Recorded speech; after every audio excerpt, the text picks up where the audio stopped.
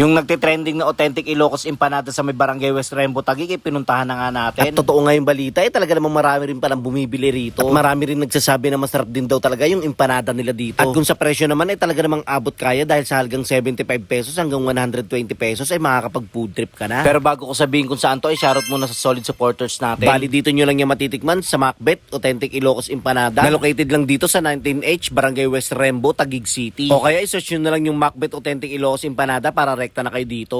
Ay bossing, magandang gabi po. Ayun. Boss, ano yung mga tinitinda nyo po rito? Bali po, nag-offer po kami ng Ilocos Empanada. Ilocos Empanada. Yes. Bossing, authentic? Yes po. Authentic, ayun. Kasi marami nang baba sa akin eh. Naglinag kasi ako doon, ano daw eh. Repolyo daw kasi hindi daw authentic. Pero di ba dalawang klase ang Ilocos Empanada? Yes po. Tama. Boss, ano yung nilalagay nyo sa Ilocos Empanada nyo? Bali po, ang nalagay po namin sa Ilocos na empanada is yung papaya. Papaya. So ito yun yan, no? Yes. Tapos, Saka yung vegan longganisa po. longganisa. Sarili nyo pong gawa. Ayun. Ginagawa. Magkano naman po yung presyo ng bawat isa ng empanada nyo? Special po 75, 85 po yung cheese. Ayun. And then yung all meat po is 120. 120. Kaya tanong ko lang din, ano po pala pangalan mo? Jaybird po. Jaybird. Ayun. Kaya, anong oras naman po kayo nag-open dito? Nag-operate po kami ng 3:30 Hanggang 8:30 po yung cut-off. ayun. Sige, last kaya, saan naman nila malulukit itong Ilocos Empanada ninyo? Bali po, dito po kami sa West Rembo, 19H P. Gomez, West Rembo. Taguig. West Rembo, Taguig City. Ano nga pangalan, sir mo yan? Macbeth. Macbeth. Ayun. Ilocos. Sige, kaya, pa-order ako nung empanada ninyo. Sige po. Okay, thank you.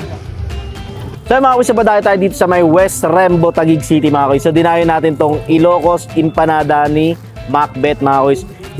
Isa sila sa mga nagtitrending sa may Pembo.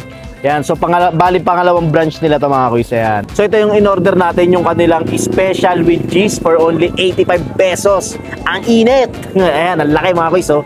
Pero ang init, aray ko. Yan, so napakalaki niya. Diba? So yung halo nito, yan na naman tayo. Diba? Sabihin nyo naman, di naman to authentic. Ayan papaya na to, may cheese. May cheese may cheese. O game, tikman natin. So mga kuys, tikman na natin yung kanilang Ilocos Empanada na mainit-init pa. Yan, laki oh. O game, tingnan natin kung ano yung laman. Yun oh. Woo! Wow. Yun naman, umuusok-usok pa, di ba? Yung laman oh. Bam! So syempre, lalagyan natin yan ng kanilang Ilocos na suka. Yan. Ilocong suka. Yan, so lagyan natin. Sarap ng itlog oh. Bam! Mabisang mabisa yan mga kuys. Ayan oh. Wow. So tikman na natin.